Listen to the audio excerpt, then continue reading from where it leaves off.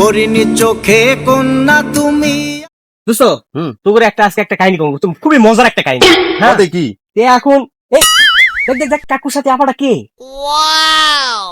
এরা কিছু দেখি নাই, দেখতো কে? এ বাস্তবিক মনে হয় বাস্তব এর কোনো সময় দেখিনি। হাই ভাই ওয়ালাইকুম সালাম। আসো বলো। ও কাকু আপাটা কেডা? মানে আপা এই হালা বলা মুই তোর কি হই? কাকু কাক কইলে তোর কি হয়? আফা আবার খায় বাবু ঘর ভাই আবার খায় আপা।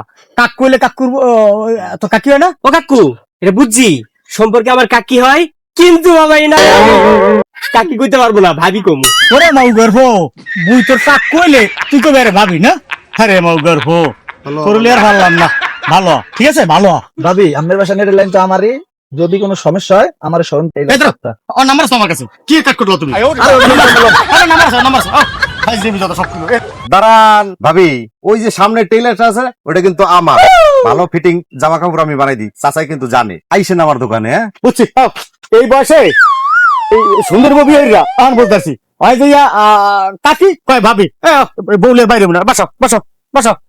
পড়ে না চোখের পলক কি তোমার রূপের ঝলক দোহাই